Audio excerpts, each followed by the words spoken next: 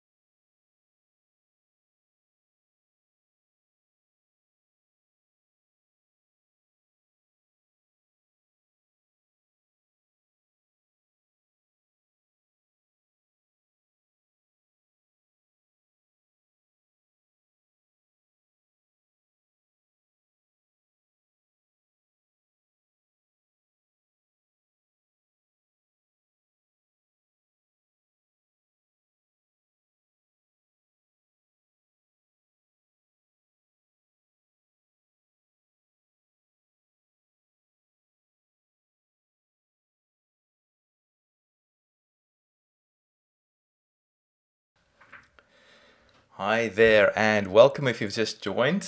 This is the official live training for the members only of Veeroll, and I'll be sharing with you the second lesson today in helping you succeed with YouTube advertising. I'm very excited to be sharing with you some very cool stuff today.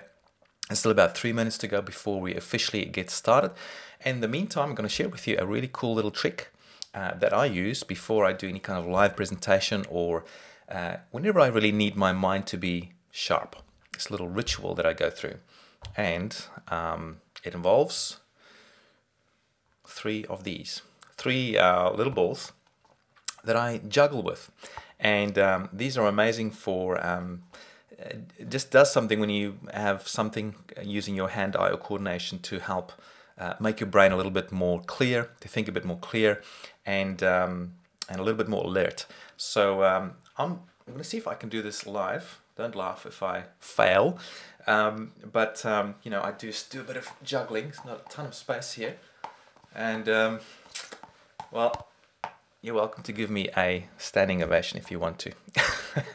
Just a little trick. If you do live presentations or anything where your brain is important to be alert, let's get rid of those. I use juggling, and it works like a charm. I feel more alert already. Okay, it's about 2 minutes to go. If you've just joined, very much welcome. I'm very much looking forward to today's presentation. I've put a lot of hours into the preparation for today's video or live event, and I really want to help you get going with video ads. Today is still a bit of a bigger picture, but I'm going to go into some more nitty-gritty details with the numbers, and the numbers are going to be very important. It's about 1 minute to go. Just before we do that, please note there's the comment section below this video if you're live. Please feel free to interact there with each other and to leave your question. JC won't be there today, but to answer your questions, but you can leave a question there, and what I'll do at the end is try and go through them and answer them in a proper way. But I'll also open up the Skype lines again if you want to do a live call over Skype. And Mick is saying he's standing. Thank you, Mick. I appreciate that. Lots of practice, years of practice, so that I can get a standing ovation. All right, we're going to get started. And let me just get the right screens up, and then we'll officially get started with this.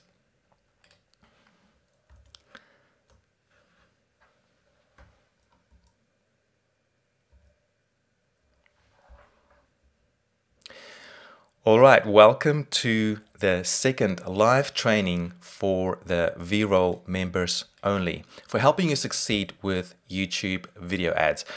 My name is Gideon Shelvick, and I'm really excited to be sharing with you some very exciting things that I've been learning about using Veeroll and also YouTube video advertising to help you succeed and help you get results.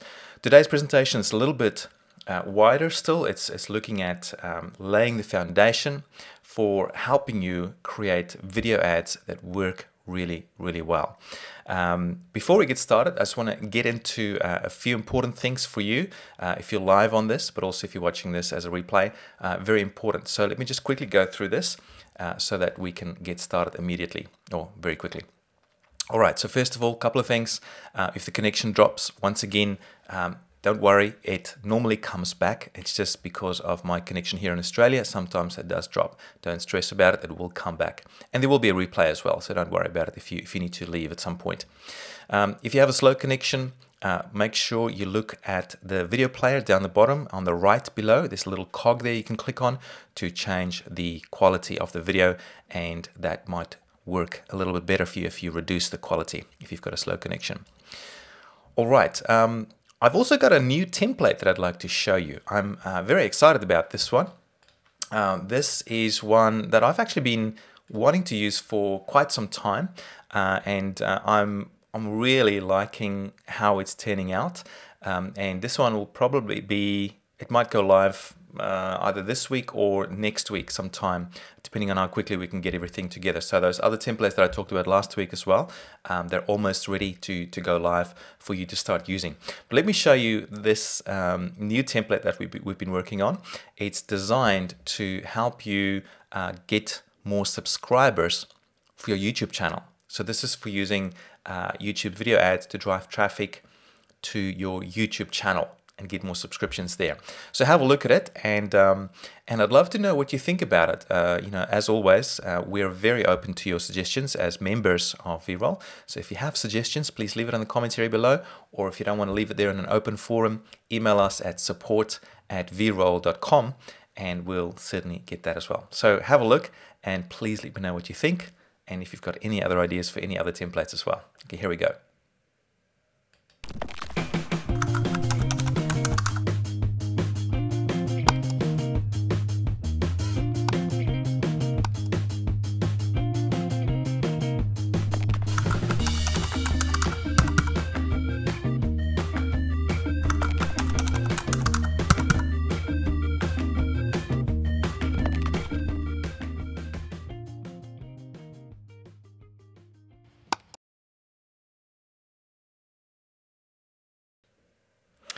And as with all the other templates, that just continues for a few more seconds, focusing on getting the click for that particular template. So tell me what you think. Do you like it? Please leave a comment in the comments area and the chat area below this video, or send us an email at support@veeroll.com with your feedback. We really value your feedback, and if you've got any other ideas for more templates or features for Veeroll, we're always happy to listen to what you've got to say. All right, so with that out of the way, let's move on to the next thing. So a quick review of what we talked about last time. And I think the best way to do this is to bring up those images that I drew for you on my whiteboard application last time. So the first one I want to bring up, just to quickly help us review this, is this one here. And let me just zoom in a bit. So if you remember what we talked about here, I mentioned that it all comes back to this drawing, this really simple drawing of the playing field and your scorecard or your scoreboard. If you ever get confused with this stuff, just think about this picture and the simplicity of it. It all starts with the world out there, and you just want to target a small, very specific group of people on YouTube as your target audience. So these are the people who are watching certain kind of videos, watching certain kind of channels. Those are the videos and channels you want to target. So that's your target group. You send them to watch your ad. They click on your ad, that gets to your landing page. You grab the email address, and then from there you make sales. And from that you can work out. You can see your impressions, your views, your clicks, your leads, and your sales. And from that, of course, you can work out what your view rate is. Let me just use a green pen here so that perhaps you can see a bit better what I'm talking about. So you can then work out your view rate, your click-through rate, your conversion to leads, and your conversion to sales. And as you'll see in today's presentation as well, I'm going to dig into that a little bit further and show you how cool this stuff is. And once you get this and start measuring this stuff, it makes a massive difference. Let's see just if there was another picture I wanted to show here. So don't save that one. The other thing I wanted to show you, I guess, was just in review what we talked about here. I'll go through a version of this example again today. And let's see if I can move this down. So I just showed you this example where basically the idea is that you try and improve each one of these numbers. Your view rate go from 10% to 20% perhaps. For your click-through rate, go from 10 to 40%. For your conversion to leads, go from 10 to 20%. And your conversion to sales, you try and improve that as well. For this example, I just kept it the same. But the bottom line is that you in this particular example, just by increasing each of these stages by a small number, we had a massive overall increase in sales for what we were doing with this.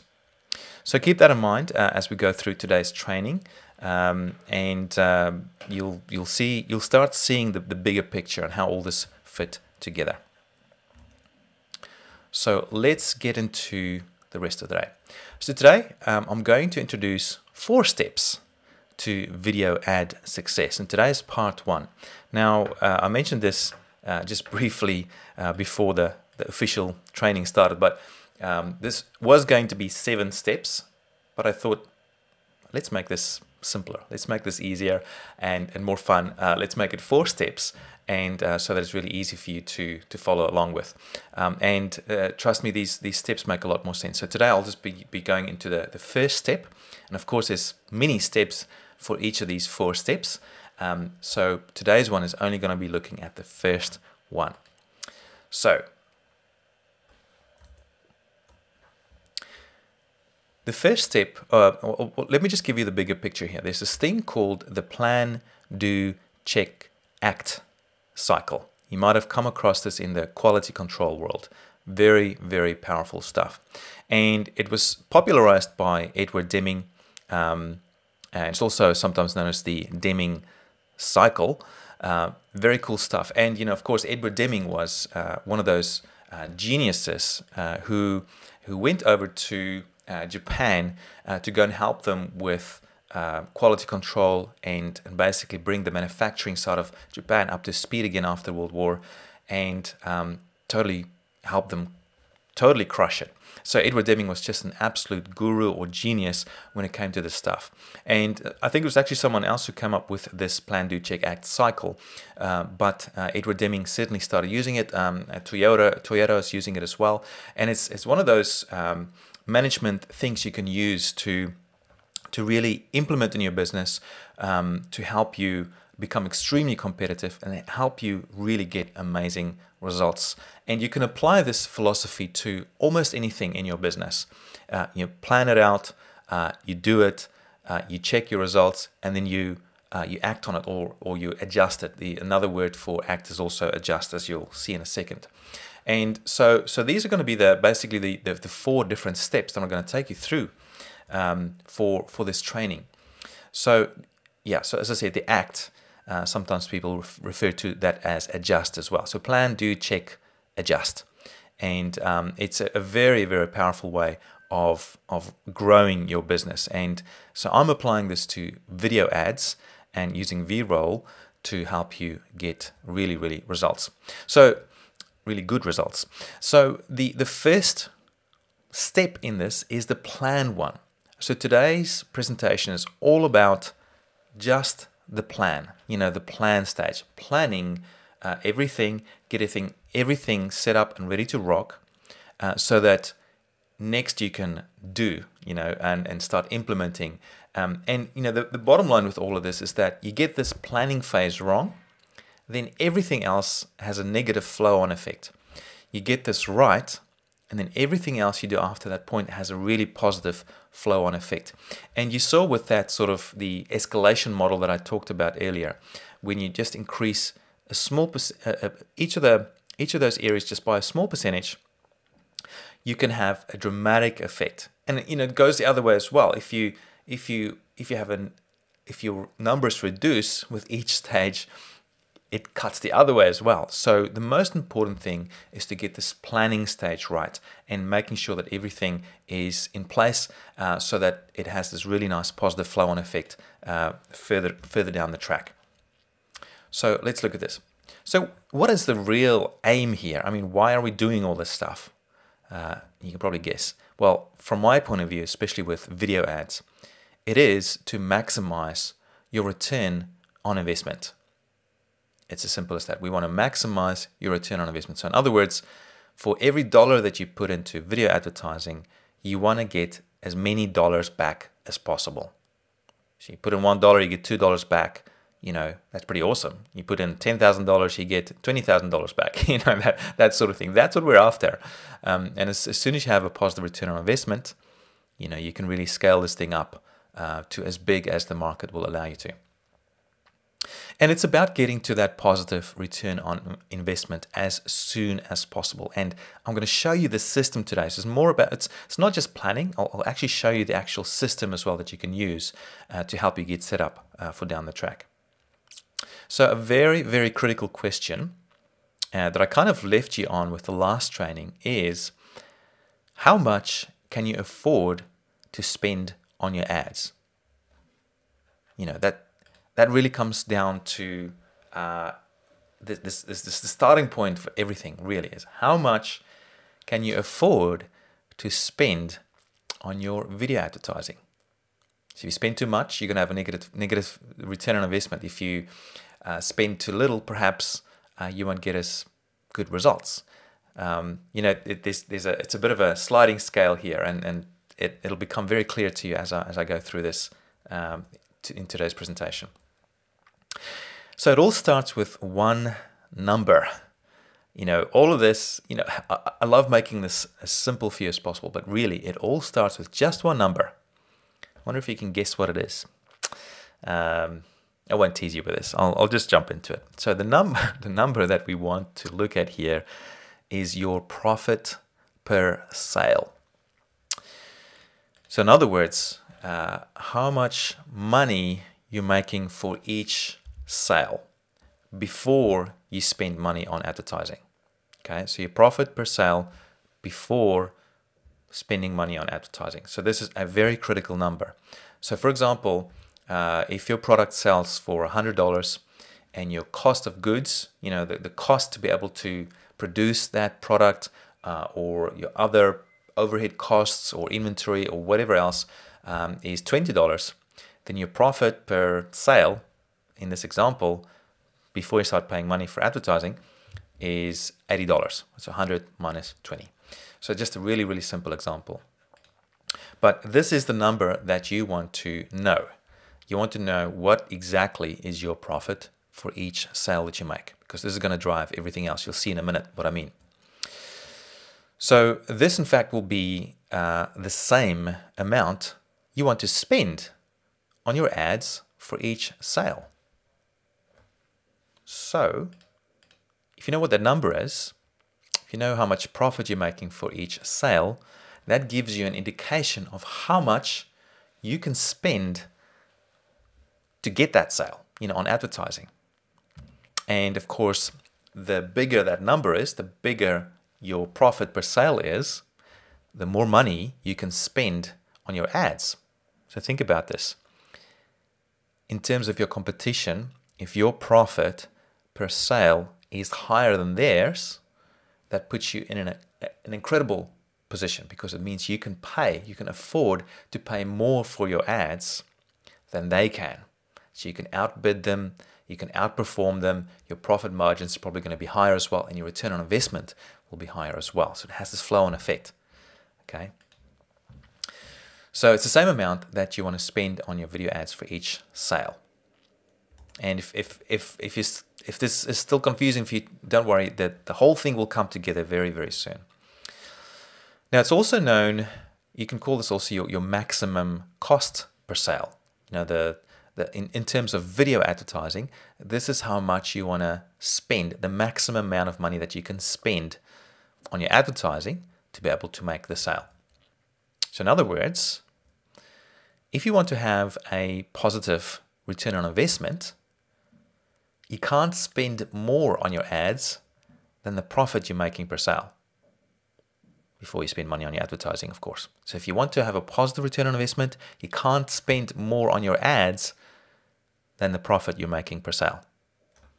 I hope that makes sense. If it doesn't, you know, please leave a comment in the chat area below, and I'll do my best to clarify that at the end.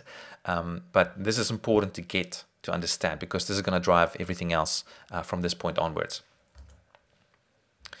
So there are actually 4 critical formulas that's derived from this one number to help you manage this. And you might be able to already guess what those 4 formulas are for. It very much relates to our escalation model, the picture that I showed you at the beginning.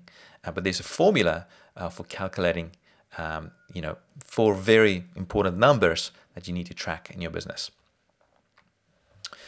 So there's this, and I'm just going to go through them quickly, so don't stress if you don't understand them just yet. You'll see very soon exactly how all this fits together. But the first one is your maximum cost per sale. And I've put in BE there as your break-even point. So you could call this also your break-even cost per sale. So in other words, how much money you can spend on your ads before it becomes unprofitable. So it's just, so the maximum money you can spend per sale is equal to your profit per sale. So we've gone over that already. So that's the same number. So that's a very simple formula. If you know what your profit per sale is, you know what is going to be the maximum money you can spend to be able to make that sale. Okay? And, just watch this presentation again if all this stuff is too, if it gets a bit too silly in your head, but don't stress about it. Seriously, it'll make sense. It will all make sense to you, especially towards the end of this presentation. All right, so the next one, we're just going to add one little, what do they call them? A term in mathematics. Can't remember, too long ago. But basically, your maximum or your break-even cost per lead is just your profit per sale times your conversion to sales number. So remember how I had that image there of, where was it? Open, don't save. So conversion to sale. So that's this number here that we're looking at now. So that's the number, conversion to sale, that we're multiplying this with. So your maximum cost per lead is your profit per sale times your conversion to sales. That's the percentage. Okay. The next one we want to look at is your maximum cost per click. In other words, how much you can afford to spend per click, which is going to be just the profit per sale times your conversions to sales. That's the CTS, times your conversion to leads. So we're looking at this next number in the equation now. So conversion to leads. So we're kind of moving backwards here. So we're looking at this one now. Okay. We're just adding that one at least. Okay, so that's how much you can afford to spend per click. And next is your maximum or break-even cost per view. In other words, how much you can afford to spend per view. You're starting to see why, how this flows and why you need this. So this is just equal to your profit per sale times your conversion to sales, times your conversion rate to leads, and times your click-through rate. And to bring it back to our little image, we're now looking at, adding just this number here as well. So we don't actually use the view rate in our calculations for this. We don't need to. So just those three that we add to it. Okay. So let me just go back just to make sure we're all on the same page. So the first one is, how much you can spend to make a sale. That's just equal to how much profit you're making per sale. All right. The next one is, how much can you afford to spend per lead? It's just your profit per sale times your conversion to sales. How much can you afford to spend per click? It's just your profit per sale times your conversion to sales times your conversion to leads. And then how much can you afford to spend per view, which is your profit per sale times conversion to sales times conversion to leads times conversion to your click-through rate. Sorry. Okay. So don't worry, I actually have a calculator for you that does all this for you. You don't have to even do it, but I think it's important for you to understand this, that these are very important numbers. So what do you do with these numbers? What do you do with them? We're not just calculating them for nothing. Well, first of all, you can use them to easily and quickly know whether your ads will be profitable.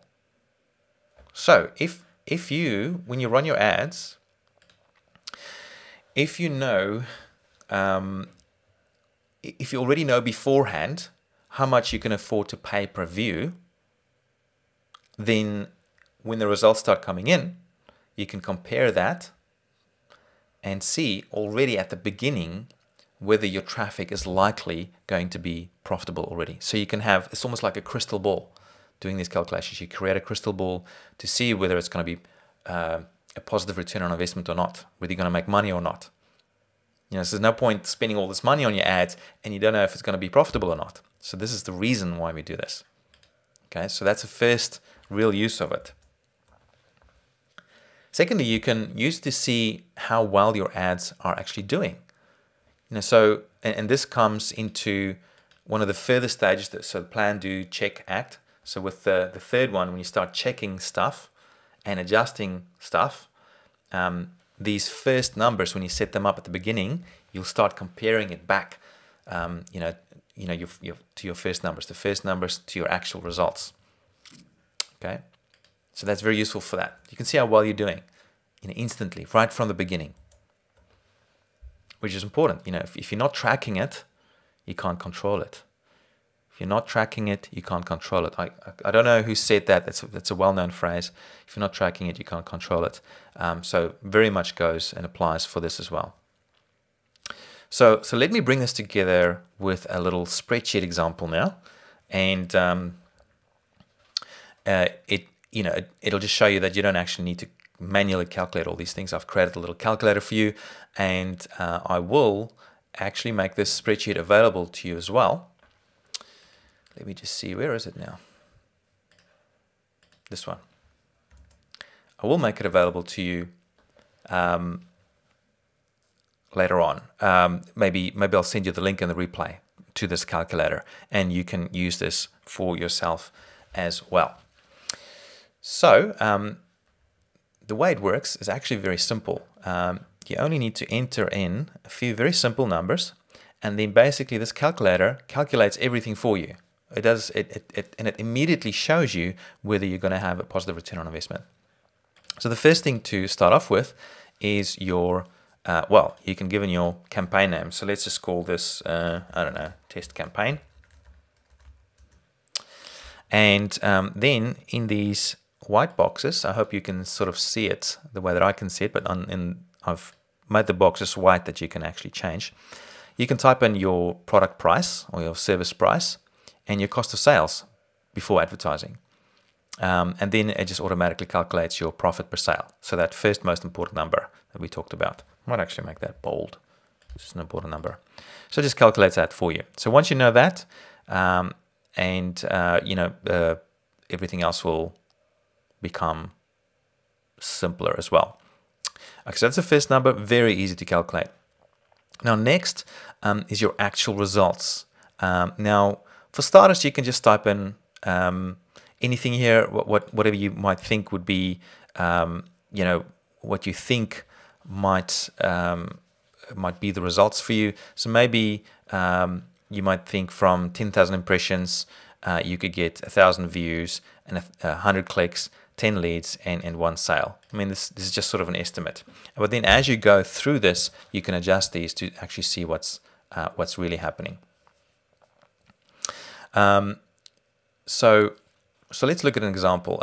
Just down here. So once you have these numbers in here, it actually calculates these things: your view rate, your click-through rate, your conversion to leads, your conversion to sales. So at the moment, it's just 10% for each.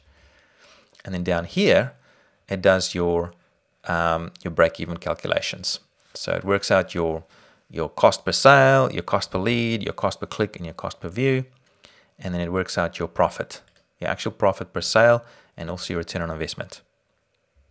So let's have an example. So at the moment, let's say we've got 10,000 impressions on our YouTube ad, and we're getting 1,000 views on that, 100 clicks, 10 leads, and 1 sale.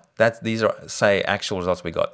So it works out to be a 10% conversion rate for our view rate, 10% conversion rate for our click-through rate, a 10% conversion rate for our conversion to leads, and a 10% conversion rate on our sales. So so what we're getting here is this first column here calculates your maximum. So how much you can maximum afford to spend to get a sale, how much is the maximum you can afford to spend to get a lead, how much is the maximum you can afford to spend to get a click, and how much is the maximum you can afford to spend on a view. So it's saying here, basically, if you are spending more than 8 cents per view on YouTube, you're going to be running a loss. So in this say in the first week, then we say, all right, we spent 10 cents per view. And you can see that your average cost per view. You can see that inside AdWords very easily. You just type it in there, and because it's bigger, of course, it's going to give us a loss, and we have a negative return on investment. Just another example. So say our cost per view is only 4 cents, which is, well, let's make it 5 cents, which is quite common in the YouTube land. So that's a cost per view. Then all of a sudden we see our profit per sale becomes positive, and we see immediately our return on investment as well. So now as you go through this, maybe you'll get different numbers here. Maybe you'll get you'll be able to increase your click-through rate. So maybe you'll be getting 2,000 clicks for every 10,000 impressions, and maybe you'll get let's see 800 clicks here, and leads, you improve your conversion rate there. Maybe you get 160 there, and sales, maybe you get 16, something like that. So these are actual numbers that you can track. Look how this actually changes then for you. If your cost per view stays the same at 5 cents, we've just improved our conversion rates here for each of those. Look what happens to your profit per sale, and your return on investment just goes through the roof. And so the way to use this calculator is that each week you can now just go through this, update your actual results, and update what your average cost per view is. So maybe it increases here. Maybe for whatever reason it goes to maybe it's 10 cents now. You're still having a positive return on investment here. And just look at this, this number here, how you're now able, by improving these percentages, these conversion rates, you're now able to spend 62 cents per view. Whereas before, I think it was only 8 cents. But just by improving these conversion rates, it also improves how much money you can spend per view. Okay.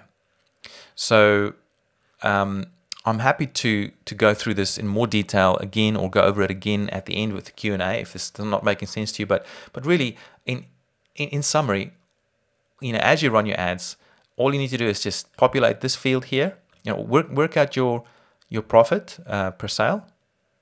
It'll calculate it for you. Then you just enter in your actual results from your campaign, and you put in your cost per view there, each week, and it just automatically calculates your profit per sale to make sure that you're actually making money from this, and also your return on investment, and it gives you an indication constantly of what your actual conversion rates are. So very quickly you can see where you need to make improvements if you're not getting a positive return on investment. So hopefully that wasn't too much of a brain explosion thing. That I know some people don't always like numbers or mathematics, but I've really tried to make it as simple for you as possible, because these numbers are important.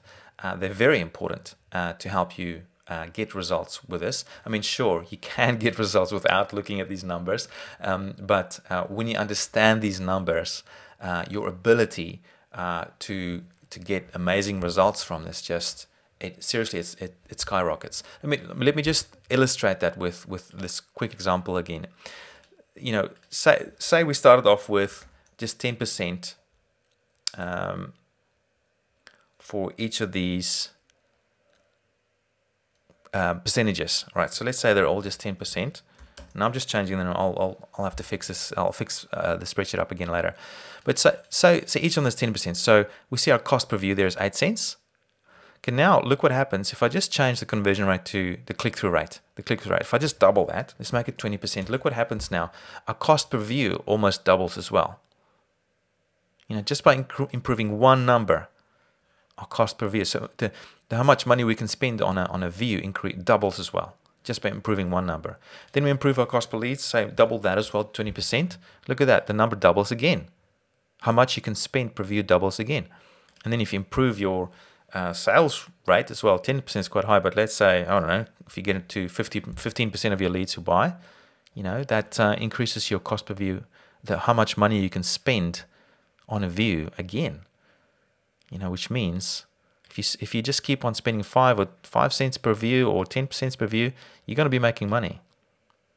Okay. Let me just have a quick look at comments to make sure people are not completely freaked out. Dave is just asking about, are we talking about profit per sale of your entry-level product in a typical sales funnel? Yeah, great question, Dave. Let me just go over that. So what I've done here is, I mean, this profit per sale, you can use it in various ways. You can use it just as your front-end product to work that out. And if you have a proper back end, obviously these numbers will look even better.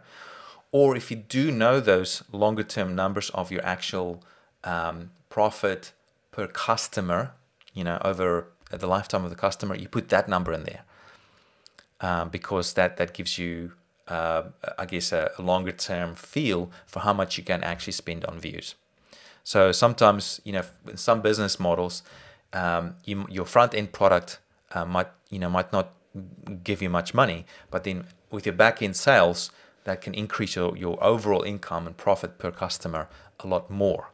So it's up to you, like how well you know your numbers. If you have those numbers in place, absolutely put it in there. I mean, ultimately, you want to put in your lifetime value of your customer in terms of profits in that field there for your profit per sale. Okay, so it could be the other way, I guess you could call it, is your lifetime profit per customer as well. Because ultimately, if you know that number, that's the limit you can spend on your ads before you break even, or before it starts becoming a negative return on investment. All right, so just checking comments quickly. So Dave's just asking, do you use overhead costs like Infusionsoft, monthly payments, and estimating sale cost before ads? I mean, great question, Dave. It depends on how analytical you are and how good you know your numbers, whether you have a good system for collecting all these numbers. Ideally, yes, you build it all in so that the only cost that's not included there is your advertising cost, right? Because you want to, the bottom line with this is you want to figure out how much you can spend for your advertising. But seriously, if it becomes too complicated, just take a step back, simplify it, and just get rolling with it. Don't let the numbers and stuff confuse you too much at the beginning. As you go, you'll become more seasoned with this to help you get more results. Just looking at the time, it's already past. I'm gonna just keep moving with this because there's a lot more stuff I want to cover. I was going to cover a lot more stuff. I was going to go through the first, plan, do, and act stages, but I'm glad I've just limited this to the planning. It's very important. But these are very, very important numbers to be getting right. So let's move on. So that was a spreadsheet example, and of course I can spend a lot of time with you guys in the Q&A session if this is not clear. So this now all is getting back to your actual ad and the planning for your ad. So those are just the numbers to help you set the scene, because once you have those numbers, when you start running your ads, you can start comparing your initial goals to what you're actually seeing, and then you can help improve it. So let's get back to less brain breaking stuff and come back to your actual ad. So what is the actual purpose? So you can do multiple different things for your ads. You can send them to a squeeze page, to get. So if you want more leads, you send traffic to a squeeze page. Example would be just. Sorry, I didn't get these examples up. So let me put up. So a squeeze page example would be my, for example, my Splash Share website. Just a page where you grab people's contact details. Of course, it has to be compliant with Google's terms and conditions. Very important. Okay, so what if you want more sales? Well, then you just send them to your sales page, right? So same kind of thing again. Let's see. If you click on products, if I want to send, I can send people just to my sales page as well. Normally, I don't like doing this as much. Because I like sending them to my leads page first. Let's see what's next. If you want more views, then you can send them to a YouTube video. Send traffic to a video, and I'm not going to show you an example because you'll know what that is. So just send them to an actual video on YouTube. If you want more subscribers, YouTube subscribers, you just send them to your channel. Send them to YouTube channel. And that's, the example, the template that I showed you at the beginning. You can use that for that. And we'll be releasing that very soon. Send them straight to your channel. I've seen just an ad this morning as well where people they were actually sending it to their Facebook landing page where you can like the page. So you can send them anywhere. I've just used those as examples. But that's the first question, is to ask, what is the purpose of your ad? Just to get really clear on that. Do you want to use it for leads? Do you want to use it for sales? Do you want to use it for Facebook traffic, for subscribers, for views, whatever it is? The key thing here is that you need to decide on just one thing, one of these things for the goal for your ads. Not two, just one. Now, to help you with this, there are 6 things to help you get that you need to get crystal clear before you actually create your ad. 6 things, 6 questions to ask, or things to clarify to help you before you actually create your ad. So number 1 is to get really, really clear on your target audience. Who it is you want to target. And so this is going to be covering things like, you're finding out as much as you can about the people you want to target. So, who are they? Who are they exactly? What are they interested in? How old are they? Are they in a specific age bracket? Are they male or female? Where do they live? Which part of the world? What language do they speak? These are all important things for when you start creating your ads. What kind of videos and channels do they watch on YouTube?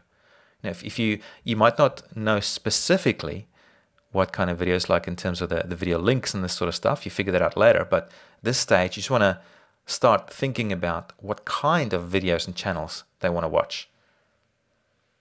Get really clear on that. The second thing is to get really clear on the problems that your target audience is facing. Very, very clear on that. So first of all, it's the audience themselves, and now their problems.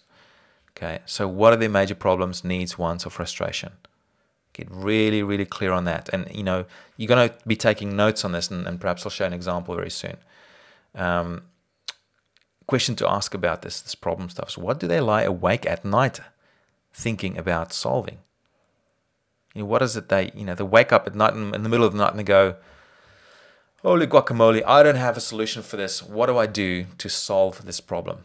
That's a great question. What do they lie awake at night at thinking about to solve for themselves? Is it a pressing problem right now that they want to solve right now? They want to solve it right away, not something they want to solve in the future. When you're creating these ads, you want to be targeting these problems, needs, wants, and frustrations, and it needs to be now. Not tomorrow, not next week, now, preferably. Okay, so that was the problem. The next thing is to get extremely clear on the solution that you're offering your target audience. So how exactly does your product or service solve their problem, need, want, or frustration? Get really, really clear on this. And as a business owner, you should be clear on this already. But, when you're running these ads, maybe you're focusing on a specific part of the solution and a specific part of the bigger problem. And you want to run an ad just for that, perhaps. So this is why you're going through this again. So how exactly does your product or service solve the problem, need, want, or frustration? Number 4 is you want to get clear on the main benefit of your solution for your audience. So sure, there's a lot of benefits and features of your product, but what is the main one? Because this is going to go into your ad. You want to target the main one. There's one main feature you want to target, or benefit you want to target. And maybe you have 3 or 4. You create 3 or 4 different ads for it, one for each benefit. But you want to get clear on these and writing these down. So what are some of the major benefits of your product or service? Write these down in a document, or a text document, or on paper, in your journal, or whatever. Okay, you need to get clear on each of these 6 questions for each ad that you create. Okay. Another question you can ask is, what makes your product or service different from everyone else's? If you have competitors, which you should if you're in a proper market where there's demand, what makes you different. This is all fodder for creating a video ad. Number 5, you want to get clear on any psychological triggers you might want to use in your ad. Okay, so I'm just going to go over these quickly. These are the kind of things that help you get more clicks for your ads, these psychological triggers. And I haven't talked about them much inside Veeroll, but they're ninja stuff. This is all from a book by Robert Cialdini called Influence. Let me just get you the link for that. So if you type in influence, let's go Robert Cialdini, he comes up already there. So there's the one on Amazon. I'll just show you what it looks like. Oh, let me share my screen as well. Okay, so there it is. That's what it looks like there. So Influence, the Psychology of Persuasion. So there's 6 triggers that he talks about. We only use 4 of them for these ads. Okay, and let me go through them now. So the first one that we use is scarcity. So is there some sort of scarcity, some limit in numbers of your product or service, or limit in time? What is a scarcity tactic that you can use? And you're only going to be using one trigger here, and this will all become a lot clearer when we actually create these ads. But start writing these things down as potential triggers you could use in your ad. Social proof. Do you have lots of other people using your product? Or do you have any sort of nice comments from customers? Any kind of social proof that proves that your product or service is hot. Very important. Write that down. Authority. Do you have any authorities, any celebrities in your niche who endorses your product? Do you have doctors or professional people who is using your product, who's endorsing your product or service that you could mention inside your ad? Write these things down. All fodder for your ads coming up later. This one is pretty cool. Commitment to consistency. This is quite an interesting one because it's a very subtle trigger, and it's one that you can use to create what's known as cognitive dissonance. And what that means is basically just that there's this imbalance in your brain. We, as human beings, we like to have harmony in our brains. And with cognitive dissonance, it creates disharmony or unharmony. I guess disharmony is the proper word. So that's cognitive dissonance. And the way you do that is by using commitment to consistency. So basically you get people to commit to a certain view. And then when they've committed to that view, they're very likely to be consistent with that view in their actions. So for example, if I sign a petition to be a supporter of, I don't know, dog lovers, right? As a result of that, especially if it's a public commitment, I'm going to be acting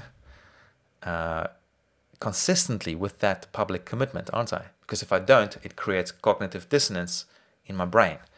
And my brain won't like that. It'll automatically want to correct it and bring harmony back in my brain as well. So you can use this in your advertising very, very well as well.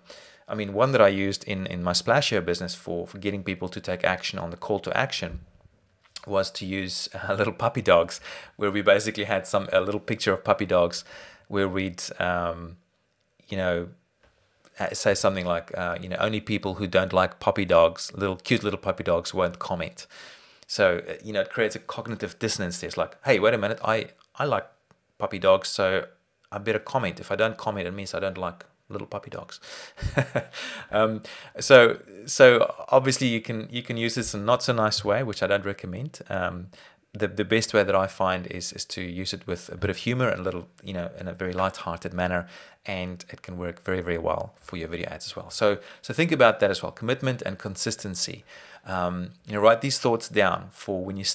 All of this is fodder once again for creating a very, very effective video ad. This is all just part of the planning stage. So number 6, the final one, is to get really clear on the action you want people to take from watching your ad. So this very much relates back to the purpose of your ad. What do you want them to do? To visit your landing page, to get a sale, to visit your Facebook page, to get a subscriber, to get a view, whatever it is. So that's going to relate back to your action. So do you want them to click here to visit your sales page, click here to download your product, to download a report, click here to check out my Facebook page, click here to become a subscriber, whatever. You know, what is that action? It's going to be definitely a click. You want people to get the click, but for what? The click to get what back? Click here to get X back. You know, so this has to be some sort of a benefit or a reason for people to click. So yeah, some reasons, you know, visit the squeeze page, visit the sales page, watch the video, visit the channel, etc. You know, visit your Facebook page or whatever. Okay. I'm not going to go through an example here because I think you get it. Because we're also running out of time a little bit for today. Or do we have time? I do want to just, I'd rather spend more time in the question and answer session today in case something is not very clear for you. But let me just quickly summarize this stuff for you. Actually, no, I will just quickly show you this because I think this can be very useful for you. Let me just create a... Part of the reason why I didn't want to show you is because I forgot to open up my text document. That's the beauty with live stuff. So let me just create this document here and increase the size a little bit for us, so you can see what I'm doing. So let's go back here. And what I'm going to actually do is go through this with you. So as an example. So what I normally do is I open up a text document before I create any ad, and I start with this question. So I start with this number one, you know, getting clear on my target audience. Okay, so that's the first thing. So getting clear on my target audience. I have my little doc here, and I have what's my target audience. And then what I would do here is, you know, write exactly here who it is. You know, so for example, business people who want to make their videos look hot, and it's normally do it yourself people as well. So let's say this is for my Splashio business. Okay, so do it yourselfers. Maybe they're interested in YouTube marketing, this sort of stuff. Maybe they're aged between, I don't know, 35 and 55, you know, this sort of thing. Just getting clear on who these people are, the likes and dislikes. What sort of videos are they watching? Perhaps they're watching, you know, the Forbes kind of business channels, or, you know, business channels and videos. Maybe they're interested in marketing, you know, marketing sort of channels and videos. Maybe there's a few other things that'd be interesting. Maybe they're interested even in video production. You know, people watching other videos on YouTube related to video production, this sort of thing. Okay, so I can spend a lot more time here just getting really clear on my target audience. So the second thing, so that's number one. Second one was to get clear on the problems of your target audience. So I could go back to my little text document now and start writing this down. So, okay, what are their problems? So they hate, for example, I know this for a fact, people, my audience, they really hate video editing, the time that it takes. The time it takes, that's the number one problem that my audience has with video production. They hate it. It's too, you know, it's maybe too complex, complicated. Maybe it's expensive. All this sort of stuff. The big one for me is the time that it takes for my audience. They hate the time that it takes. Okay, so I know who they are. I know what problems they have. So what's the next thing I look at? So that's number two. Number three is then getting clear on the solution. So now I might say, what is my solution now?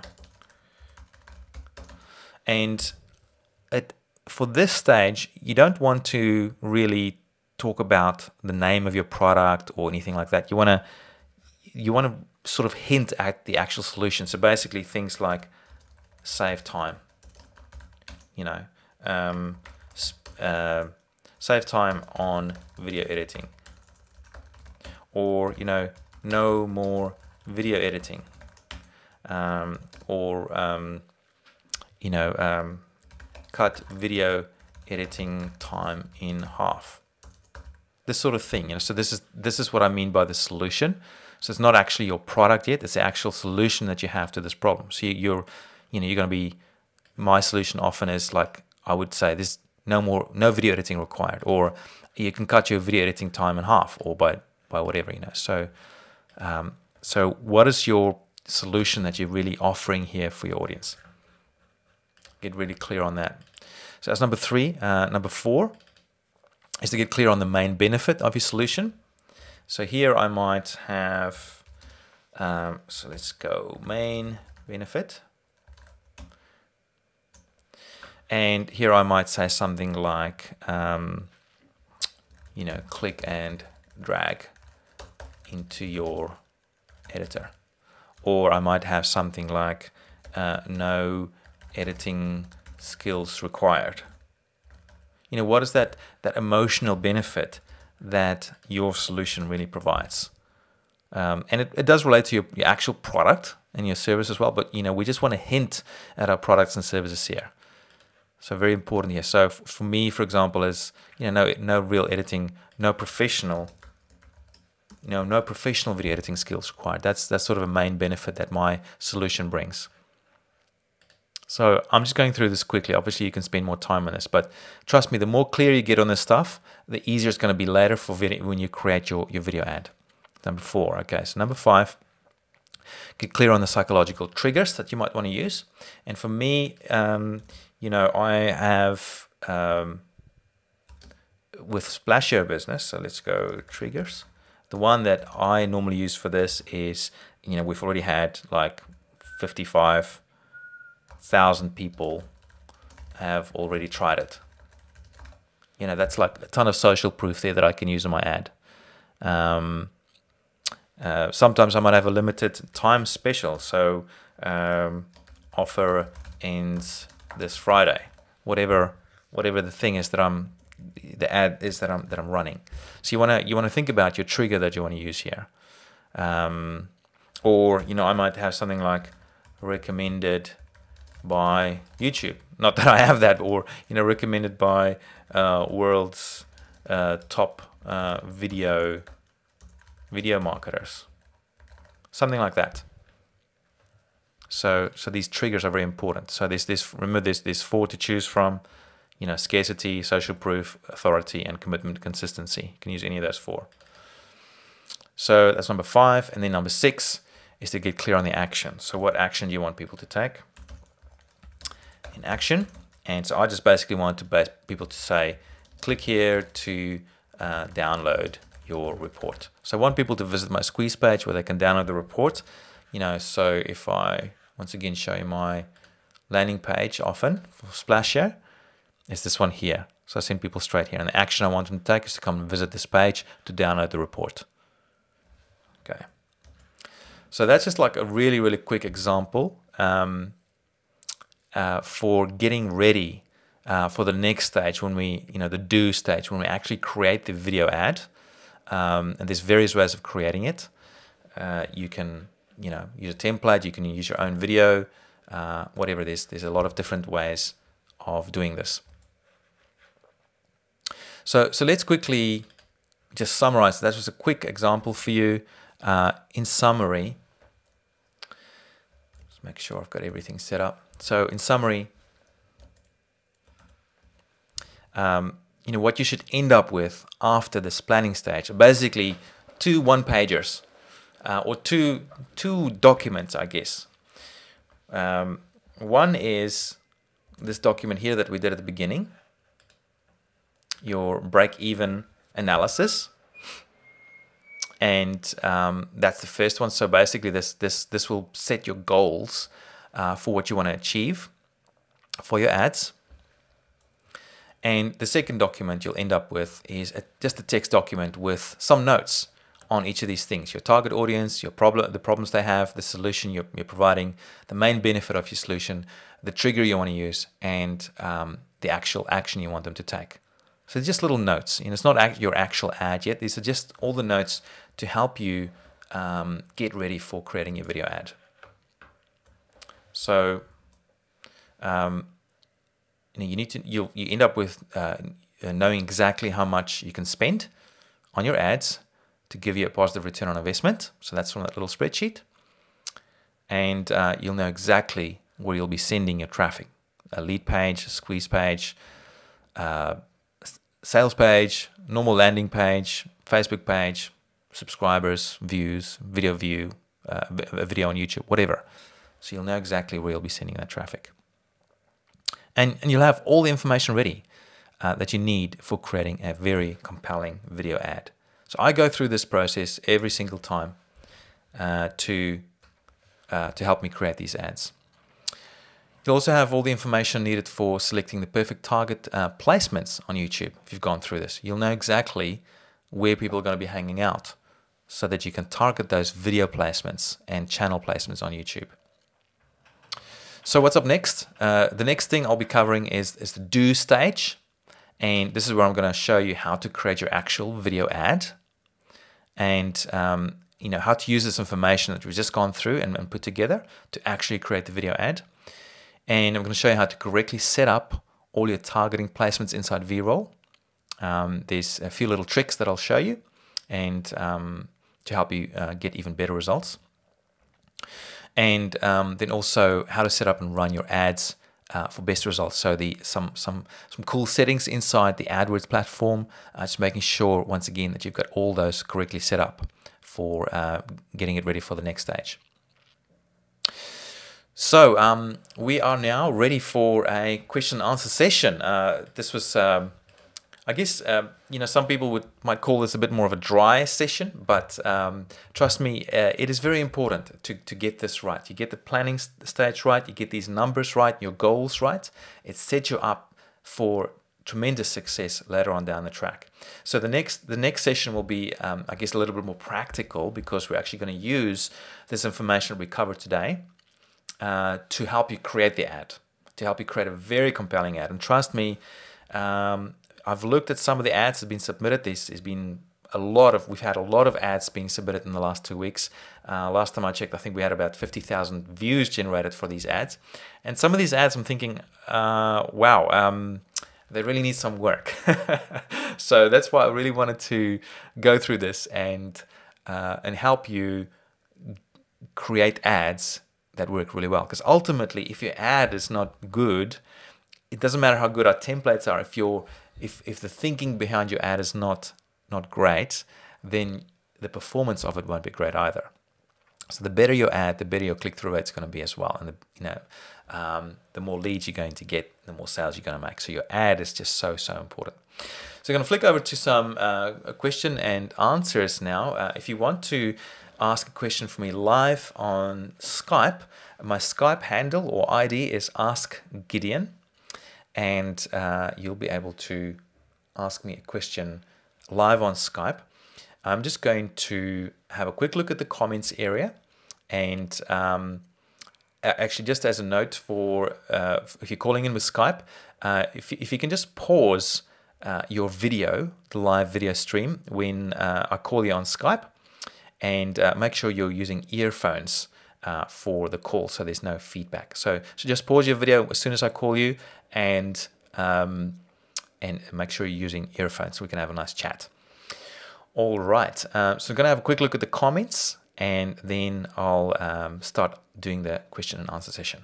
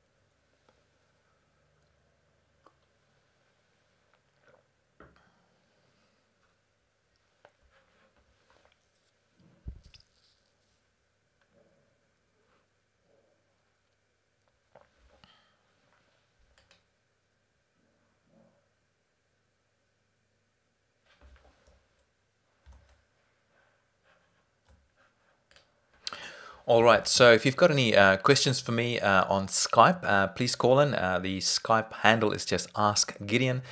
Just get in there and send me a message to say you've got a question, and I'll call you and we can have a bit of a chat. If you've got more than one question over Skype as well, I'm happy to have a conversation with you right now and try and troubleshoot any kind of issues that you might have.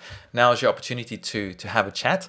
At the moment, I don't see any questions in Skype, but what I will do is have a look at the comments, the chat, and there are a few questions. So let me just have a look and see if I can go through them. Just make sure, where's my face? All right, so I'm just going to have a quick look at the comments here. I prefer if you call on with Skype because it's a much more interactive way of answering a question. So if you do want to call me on Skype, I'd appreciate that. Makes it a bit easier because I don't have to read the questions inside this little annoying little chat area. So let me see. Okay, so I've answered those ones already. So a question from Dave, Dave Bird. Hey Dave, why don't you call on the Skype and we can have a chat if you're still around? It's a great question. So Dave is asking, isn't it much harder to get return on investment by driving traffic to YouTube? And let me just see if you're on Skype. I'm seeing Mick on Skype here, so I'll get you soon, Mick. So let me just answer that one. So great question. So isn't it harder to get a positive return on investment when you send traffic to YouTube? Of course, when it depends a lot on your overall strategy. Some people just want to get more views, and some people just want to get more subscribers on YouTube. And so they're not necessarily all that interested in tracking it all the way down to leads and sales. They just want to grow their exposure on YouTube. And there are a lot of businesses like that. And for those kind of businesses, it's more important to measure their success in terms of number of views and number of subscribers on the YouTube channel. So the actual return on investment calculation is not going to be very easy to do there because, how do you easily track going from YouTube subscribers or YouTube views to actual leads and sales? There probably is a way, but it becomes more complicated, and because there's a few more steps involved, and a view is not necessarily always converted to a click, or people don't always click on, they might click on the link in a description area, and it just becomes harder to track this sort of stuff. So yeah, it depends on your overall strategy. If you're just sending people straight to a lead page, a squeeze page, and then offer them a product or service after that, obviously that sort of traffic or that sort of funnel is going to be much easier to figure out your return on investment.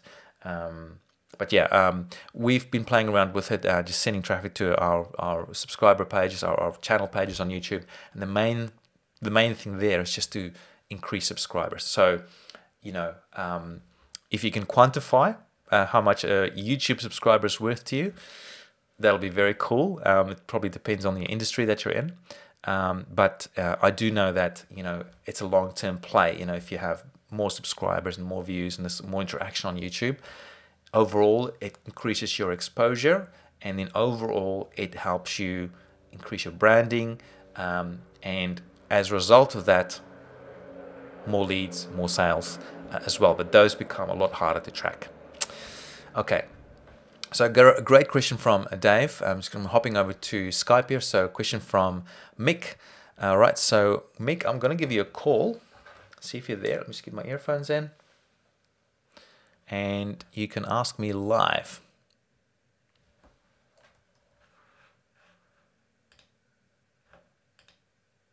So I am ringing Mick. Hopefully he'll answer. Hey Mick, how you doing? Fantastic. Awesome.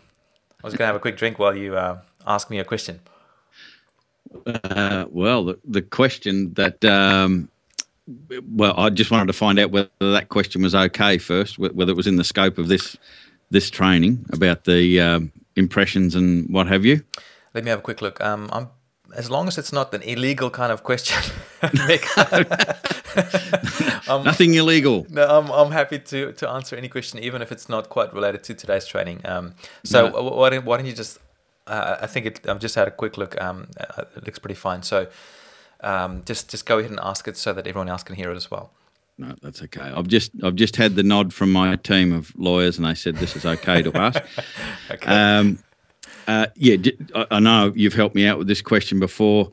I started up a second campaign with a new target, and I ran it and got absolutely 0 impressions for a couple of days, and I couldn't figure out what was going on. Yes. You suggested raising the max bid, which I did, and I think I got 3 impressions. Okay. And then I got distracted and started doing other things and said, I'll get back to that. And I left it for probably 5 or 6 days, went back to it yesterday, and it's just gone crazy, and I'm getting, hundreds and hundreds, nearly 1,000 impressions and clicks and all of that, but I haven't done anything. And first part of the question was, why might that have happened? So you can answer that bit first. All right, let's do that. So we have noticed strange behavior like that on YouTube ads as well. And I think it's, it might be just because of the way that the platform is set up. Maybe there's been some variation on other people bidding for the same videos as well. Maybe they've left and you were left there alone. Maybe it took a few days for that change that you made to your bid price to take effect. We normally recommend 24 to 48 hours, maybe 48 hours even better. So to see whether that change that you made a difference. But yes, for sometimes, especially we found when your target placements for your channels and videos is maybe not such a big audience. Doing that little hack, that little trick where you increase your bidding price and also you increase your budget for the day for just 2 or 3 days. For some reason, it makes it kick in. And then, like you say, all of a sudden you get impressions and views. And as soon as that happens, we go back to that campaign and bring those values back again. And then it seems to just keep on running. And then you can reduce your cost per view and cost per click as a result as well. So have a look at that. As soon as it starts kicking in, come back and reduce those numbers again. And from what we've seen, it should keep running. And I got this advice from Tom Breeze. He's an amazing AdWords video marketing, video AdWords for video or video YouTube video ads expert. Sorry, it's so cool. I know what you're trying to say. Yeah, right. But I'm glad that it's worked for you. So, but now the next thing for you is to go back and maybe reduce those numbers again to your original numbers, and it should, fingers crossed, keep the impressions and views going, but you should be able to get them at a lower rate. Well, I probably couldn't go back to the original rate because the original was, I think, 10 cents. Okay. I doubled it to 20, and looking at it, it's averaging 13 or 14 cents. Right. So maybe bring it down close to that level that you're actually paying. Yes. Cool. Okay. Now, am I able to ask this second part because this was a bit more confusing for me? Sure. It's still legal, right? So I'm getting the nod though. I'm getting 2 thumbs up. The whole team's in agreement. It's all okay. Yeah, go for it. So I added 2 videos to that campaign, and looking at the statistics, for some reason, the second video, and I added them at the same time when I started the campaign. One is getting only 10% of the impressions that the other video is getting, and I just assumed that you would get basically even impressions, so you could test the quality, I suppose, or the attractiveness of each video against each other. But for some reason, one's getting a ton more impressions than the other. Did they both start off together at the same time, or are these ones that you added in afterwards? No, started a brand new campaign, put 2 videos in right at the start. Yeah, okay, so you started with both of them right at the start. So correct. For all intents and purposes, everything is the same except for the videos? Yes. Okay, so both of them are going to the same targets? Yep. Oh, that's interesting. The only thing that I think could be the reason there is that it's giving preference to one of them maybe because of your budget per day. I mean, what sort of budget do you have for that particular campaign per day? I think it's only really little, maybe $10 or $20 a day or something like that. It might be a similar kind of thing there, where it's just saying, hey, this person wants me to run 2 ads at the same time, but the budget for the day is only like $10 a day. It's not big enough for us to run them both at the same time or something. That's my guess of what could be happening. So see if increasing the bid price, not the bid price, your budget per day might improve that. Tell me, with that ad, are you getting a little notice inside your AdWords account that's saying your ad has been limited or something like that, or I can't remember the words they use, but it's something along this sometimes little triangle that pops up at the beginning of your... Oh, yeah, I have seen that on a previous campaign. Yeah. I'm just going back there now to see whether I've got that now. No, that's not coming up in this particular one. Yeah. But I have seen that previously. Okay. So I'm not quite sure what else might be the matter there, Mick. I think, please... can you also do us a favor and just send this into the support, like just send an email to support@veeroll.com with, if you've got some screenshots as well with that, then we can troubleshoot that a bit better inside the inside the ticketing system, and maybe even get you on a call so we can share screen and stuff like that separately. Right. I suspect it's just YouTube going, we'll fix him for being tight. It might be that. I mean, I just saw some stats. Was it yesterday? I think last year, something like it was. I think it was $5.4 billion has been spent on video ads just on YouTube alone. Wow. That's a lot of money. And so I think a lot of big players are spending a lot of big bucks on YouTube. So they're probably used to running big campampaigns. Not used to that $10 a day limit. It might be that. I mean, but certainly, connect with us in the support system, and we'll work with you there to try and resolve that as well. Thank you very much. Just a quick public shout out for your support. It's been fantastic. Like, it's a great platform, and support is very timely, and there's a lot of support there, so I really appreciate it. Yeah, wonderful. We're here to help you get awesome results, and the training coming up as well. The next one is going to be all about the actual ad, the actual video, getting that really awesomely done with your copywriting. Today was all about just getting ready for that, and the next one is like, okay, let's get this ready now. Let's create the ad, and then also with a few more optimizations and actually placing the ad in AdWords. So there might be a few things few settings that we recommend that you might not have. I don't know. You probably have them already. We try. It's been pretty consistent for quite a few weeks now. So, but we'll definitely come along to the next training as well. Absolutely. No, it's been great. Learning lots. Fantastic. Brilliant. Thanks, Mick. Thanks for being such an awesome customer. Thanks, Gideon. See ya. All right. Talk to you soon. Okay. Let's see. All right, not seeing any more questions from Skype. Let's hop back over to the comments area. That's great. So Mick was just saying another text question. Would we be able to use all of this in the Veeroll ads you create for us, or would we need to create our own ads? Yes, so I'm assuming you're referring back to the training that I was giving Mick. But yes, so all of this is a lead up to helping you create really awesome video ads using our templates. Absolutely, you can create your own unique videos too, but a big hassle factor comes into play then if you do it yourself, and it can be quite costly as well if you get someone else to do it for you. So absolutely, this is all for helping you use this in conjunction with the Veeroll platform and the Veeroll templates as well. So Daryl is saying, great info and insight. You're welcome. Daryl, if you've got a question on Skype, my Skype ID, I'll just put that up on the screen again, is, actually Daryl is right there right now, so might as well get Daryl on the call.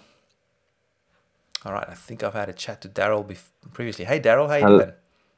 hello, you all right? Can you hear me? Yes, I can. Yeah, sorry, I'm just double checking. You know what the settings are like on these computers. Yeah, for sure. Yeah, I'm just calling. Basically, I've just trialed one of the ads. I mean, it ain't the greatest ad. It's quite, poor. I was laughing at your comment when during your training session Okay. regarding how poor the ads were, because I know it's very poor. What it was is that I was just testing it with a client really, and they've, I mean, it's had about 4,000 impressions in 3 days. Okay. I'm actually looking at the stats on the AdWords account now, Okay. and it's had 497 views and clicks throughs, etc. I just wanted some advice on the best way to, because actually I'm testing this on someone else's platform for them. Okay. They're quite alien to this whole world of how this whole thing All works. right. But what I'm trying to do is show them how beneficial it's going to be to driving traffic to their site. Now, it's an All right. e-commerce site. They sell products, and it's try what I've looked at is the stats that are here, and obviously looking at what's going on their sites, they're actually not converting. So it's trying to explain to them, what they can do with their site, or what I can do to their site in order to increase the ROI, as you Yes. explained. Yes. And it was a great insight, by the way. I won't bother at all. It was really great in terms of numbers, and I hate numbers, but it Right. was really good insight to that. Right. So, but what I'm trying to get at is obviously I want to run another ad with the same client. I just wanted to find out if you've got any ideas of. I mean, I understand you've explained squeeze pages and subscribers, call to actions, etc. But within your experience, is there like a set strategy that you should go through with?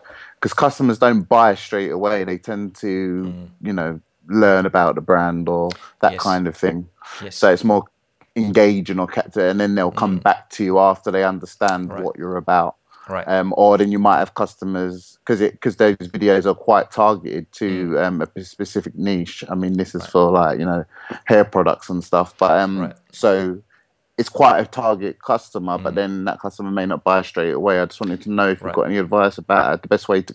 I just want to make sure that they do take on this service long term Yes. Yes. on their platform. I just wanted to Yes. give me a point in the right direction. So. Sure. Well, for starters, whenever you do something online compared to face-to-face kind of selling, your numbers, your conversion rate's going to be a lot lower. It's just a game that we're playing. It doesn't matter whether you're using Facebook ads or Google ads or YouTube ads, doesn't Twitter ads or whatever. That's the first thing. So because of that, there are a few things you can do to help nurture people, nurture new visitors to your site, and to ease them into your marketing funnel for your business. So for an e-commerce kind of site, like selling hair products, quite often for those kind of businesses, there's no real nurturing happening there. It's just like you get to the site and you either want the product or you don't.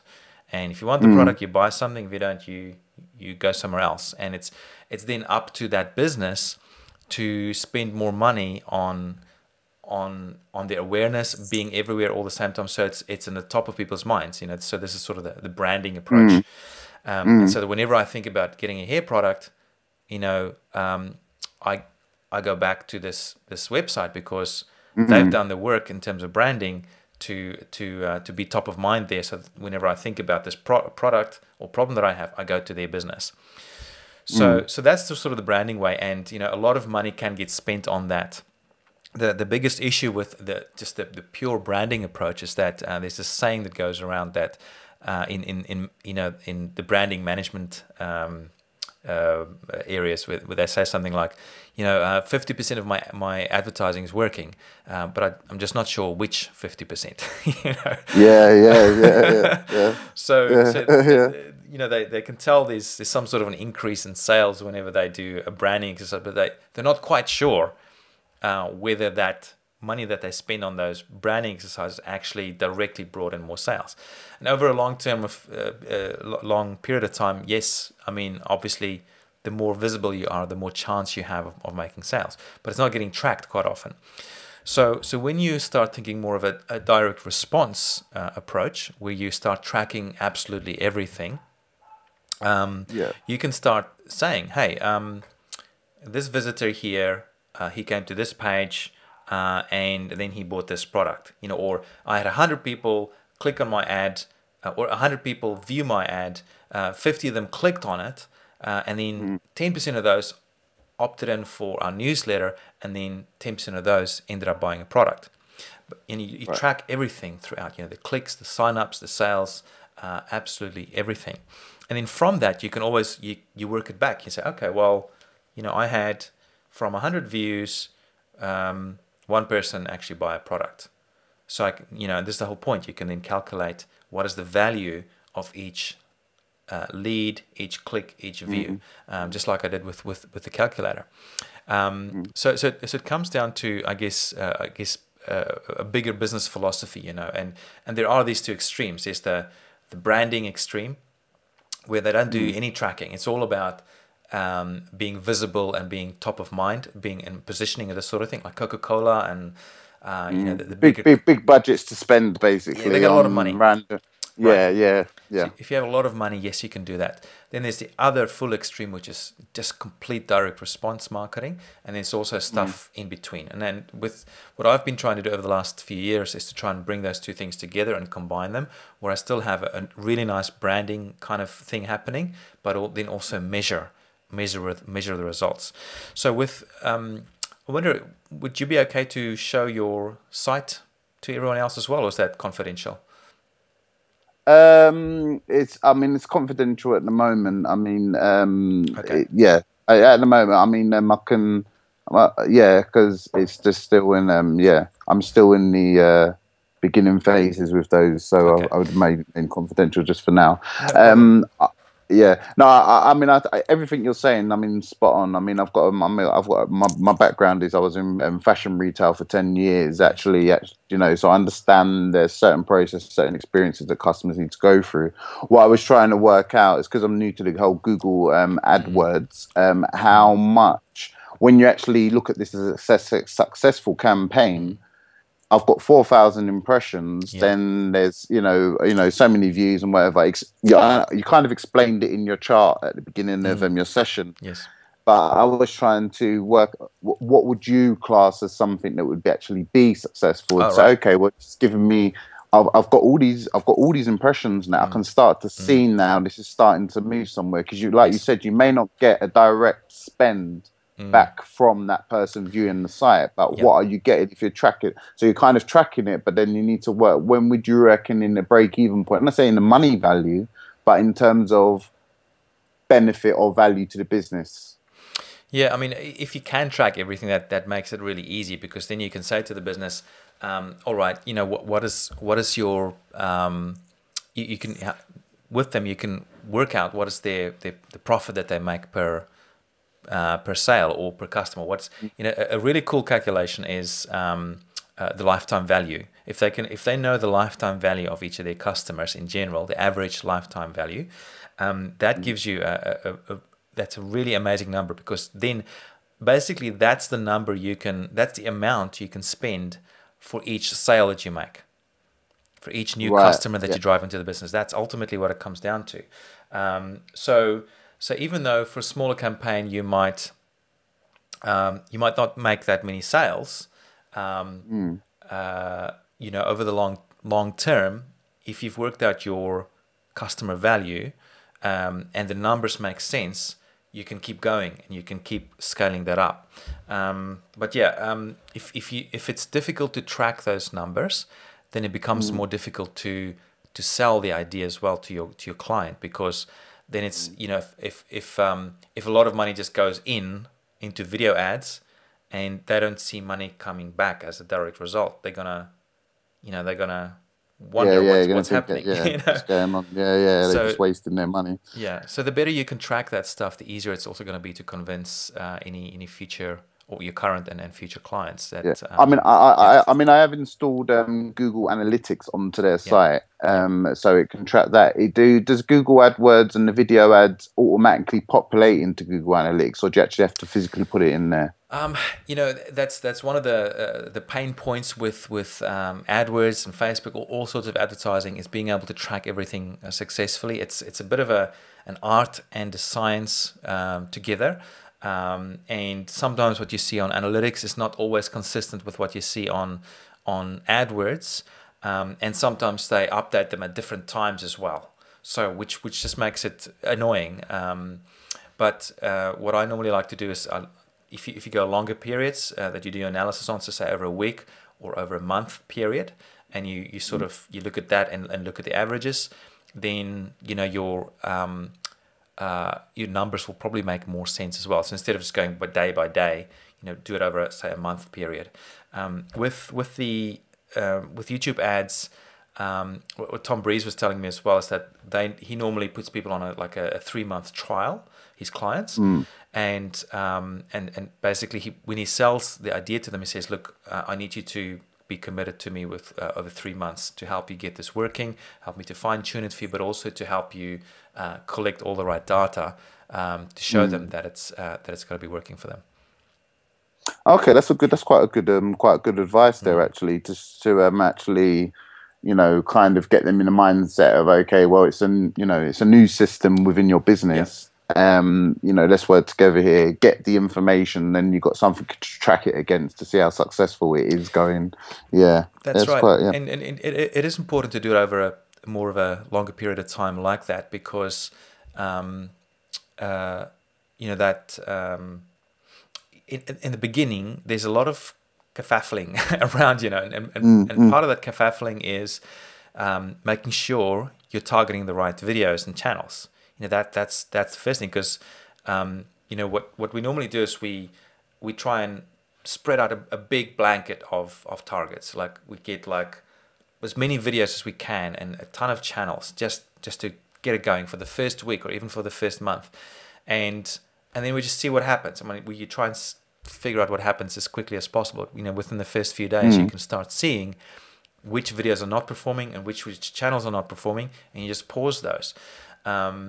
And then for the ones that are going well, you keep them running, obviously. But then over time, you want to look for more targets and more targeted videos and more targeted channels that you want to add to your campaigns as well. So all of this takes time, you know. So to fine tune this. So that's one thing. There's the fine tuning of your actual video ad and your offer, and making sure that. And I'll be talking about this in the next training. But making sure that the offer that you're making in your video ad actually matches what your target audience is interested in. You know, so there's 2 stages. There's first of all making sure that you're targeting the right audience and that you're solving the right problem for that audience. The next stage is that you have so that's your audience problem match. The next stage is to have your problem solution match inside your ad. So making sure that the solution that you're promising to solve the problem matches that problem really well. You know, so both those things need to be working really well, and so there's fine tuning with that as well. So this also can take time, and that's one of the other reasons why we do the template method inside Veeroll, because it means you can create ads and different offers really quickly. So if one doesn't work, you go, okay, this is not working. Let's do another one, or run a split test between 2, or run a split test between 10. I mean, I've seen people they have 10 video ads running at the same time to the same target audience, and then very quickly they can see, if they've got enough budget, they can see which ones are performing best. All of this takes time. So if you can explain this to your client and they're happy to stick with you, then you know that you know in 3 months' time they might be very happy with the results. Okay, that's great. Yeah, cheers. Just one more thing as well. Sure. When I was actually writing the ads, I understand that there was limited characters actually in the actual each of the fields. Yes. And I felt, I mean, some of them that I was asking questions, I had to kind of reword things. Yeah. So because there was limited characters, it was kind of like, well, I was trying to explain something, but then I felt I couldn't because there was limited space. And I understand it has to be that because there's a 30-second click that you're trying to achieve within your system. So I understand that, but it kind of became restricting in that sense. But it's interesting what you've covered today, because it kind of makes you think of things a bit more detailed, so you do get those, you know, those sentences, every word in that sentence, you know, sort of resonates and hits the nail on the head. It's actually Sorry, what I've found by just going through it myself. I found it's actually a really thorough and remarkable process to go through to actually get you thinking even about your business model and what you're offering, and making sure that, hey, you're actually providing a real solution to your target audience here, and that you're targeting the right people, and actually makes you a better business person. Actually, just by going through this process of creating the video ad, it makes you think on a much better and deeper level about your business as well, which I found very useful. Because as soon as you're required to pay for ads, you want to go through a bigger, a better process for making sure that it actually works, right?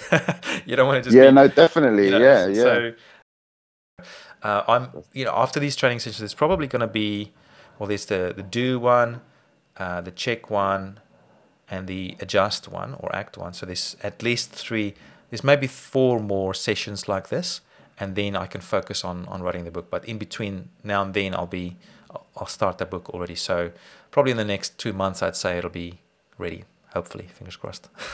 That's great, Gideon. That's great. I just wanted to add, your previous caller said you are doing amazing support on this system and platform, and I really do appreciate the time that you've taken out to explain things in the depth that you have, especially for a newbie like me as well. And look forward to your next one.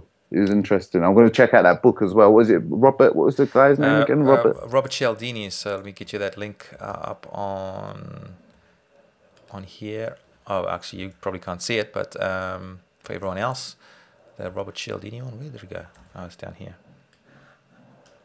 So, Influence: The Psychology of Persuasion by Robert Cialdini. Yeah, it's Cialdini. Yeah, that's fine. I didn't get the surname before. That's fine. Yeah, Cialdini. Yeah, that's great. I'm going to look into that. Yeah. Thank you very much again. All right, Veeroll. Look forward to speaking to you soon. All right. Thank you so much. Take care. Cheers. Thank you. Bye. Bye. Bye. All right, doing well. So we're 36 minutes past the hour. Let's see if there's any more questions in Skype. I'm not seeing any more questions. If you have a question on Skype, make sure you join me on Ask Gideon. Let me just get back to my slides there so you can see it. So Ask Gideon is my Skype handle. And let me just make sure about the questions. So just if you're already in Skype, you've got a question, if you already made a friend with me, just send me a quick message to say you've got an actual question, and so that I can know that you've got a question. And I'll just have a quick look in the chat area. Okay, so just going through this again. So we've got the questions from, okay. Oh, Dave, yes. So let's see if Dave is there. Dave Bird. All right, so let's get Dave on the call. So Dave just made the note that my Skype is on Do Not Disturb. Yeah, so I just put it on Do Not Disturb as a general rule of thumb, otherwise it gets a bit noisy here. So Dave, how you doing? Yeah, not too bad. It's very choppy, the actual video coming through. I don't know if everyone else has experienced that. I've paused it now anyway. All right, okay, thank you. So Dave, I'm not sure if you heard that, but I normally put my Skype on just Do Not Disturb, but if you've got a question, just type it in there, so that'll give me a notification that you do have a question. Otherwise, it just gets too noisy because all the sound comes through, and you guys will hear it too, and it'll be very annoying for you. So, sure, no, yeah. Fair enough. Okay. Yeah, my question was stimulated by the last call where the guy was talking about tracking, and clearly, I'm trying to think, although we're doing YouTube ads here, I'm trying to think of the whole funnel, going all the way through. And I just need to have a reliable tracking system, to track all of these various events, like the conversion to lead, conversion to sale, and all the rest of it. And I've picked up from somebody that Hyper Tracker, even though it's been around for ages, was a good tracking tool, and I just wondered what your thoughts were because I don't want to be confused by having, one type of tracking at one part of the funnel and then another at another. It just gets overwhelming. Yeah, right. That's right. And I mean, the advice once again there is to just keep it super simple. Exactly. The tracking, the extent of the tracking that we're doing at the moment, which is very basic. I mean, is to use the goals inside the AdWords platform for YouTube. Have you been using that as well?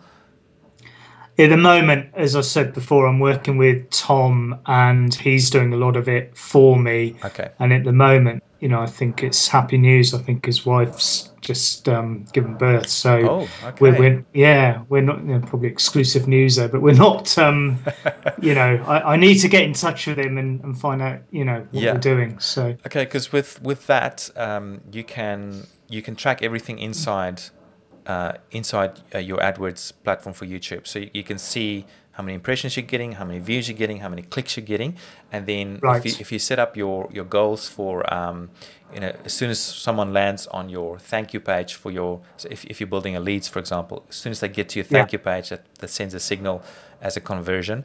So you can do that for both your leads and for your sales as well. And so that way, track that whole process right through.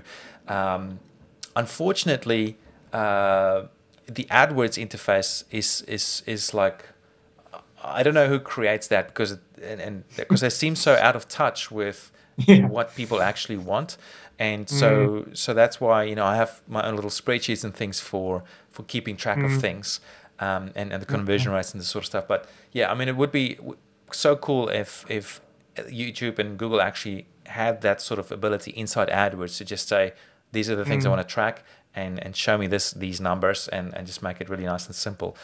We are we're talking just among our team to build this sort of thing inside Veeroll, so that you don't even need to use a spreadsheet. You can just use it inside the Veeroll platform. I think for starters, it might still be a manual thing. But I mean, would something like that be useful to you? Even if you had to type in the numbers manually, and it works out all the different. Absolutely. At the end of the day, it's all about benefits, and I'm very into this idea of working all these figures out and understanding the lifetime value and everything. So anything, like you said, that makes it drop dead simple to get those numbers that we went through, during that formula exercise, is going to be welcome. The last thing I want to be doing is like I say, that my dread scenario is having to use one bit of software for one thing, one bit of software for another, and almost playing catch up as you go through the funnel. Yes, no, I fully understand. So okay, well that's great feedback, Dave. Because we did talk about that for a while. That idea has been pushed down a little bit in terms of the priorities for features. The big one we're working on now is to make the submission process a lot faster and easier, so that you don't even need to go into. You still need to log into AdWords, but you don't need to do much there. You just upload a file basically, and so that we're working on that at the moment. But certainly, after this discussion, it sounds like that's something that's needed as well. It's actually something that I've been wanting to use myself, but I just use a spreadsheet. But inside Veeroll, then it keeps everything nice and together. So perhaps we'll have another chat with the development team about that as well. Great stuff. All right. Any other questions, Dave? What was that other question I had? No, it's gone. It's what is it? It's 1:45 in the morning here. Right. So yeah, that's a bit crazy. Well, thanks for joining on these calls, Dave. This is really so cool. I apologize once again. We're kind of forced to be running these live events during this time. I wish I could do it on other times as well, but maybe in the future when our situation changes, I'll be able to do that. But yeah, thank you for joining. Really appreciate it. Okay, bye. All right, Dave. Take care. Bye bye. All right, so I'm just going to have a quick look to see if there's any more questions. Nothing from Skype. We still have a ton of people online. Well, a ton. Most people who started with by the looks of it, which is great to see. All right, so I don't see any more questions inside the chat room either, unless I've missed something. But I guess, it's been 43 minutes since I finished the official part of the training. If you do have a question on Skype, please send me a quick message on there, a quick text message, and that'll give me notification that you've got a question. Otherwise, I'm going to bring this to a close. All right, so Meg's just asking about where we can get the return on investment calculator. Now, let me see if I can share it already in here. Let me see if I can share it in the chat room. I'm not sure. I've never done this particular thing before.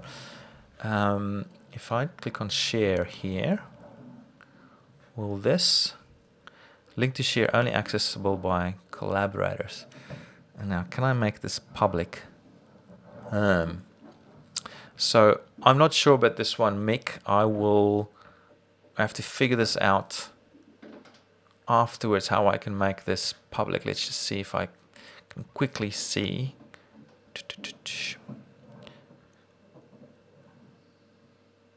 I will either figure out how to make this. It's a Google document. Figure out how to make it public for all you guys, or create another spreadsheet in Excel or something like that. Export this to Excel and send you guys with the link. So I'll do this probably in the replay, and include that link in the replay, which fingers crossed I can send it out in the next few hours already. Okay, and not seeing any more questions from the chat room. Let's quickly check Skype. There's nothing in Skype. All right, so I'm gonna just bring this call to an end now. Thank you so much for joining me once again. I really love these calls. I love interacting with you guys. It is so much fun, and I really love the questions on Skype. So for the next call, if you haven't asked a question on Skype yet, over the next week or so, if you do come up with a question you want to ask on Skype, please remember that you can ask it to me live over Skype like this, which is great. And I'll do my best to help answer it for you. Also, just a note, if you're still watching, I'm planning some expert interviews with people like Tom and Jake Larson and Tommy Powers, and people who really are getting amazing results with YouTube video ads. So that's coming up for members in the future. So stay tuned for that as well. Thank you once again, and I really look forward to seeing everyone on the next call. Talk to you soon. Bye-bye.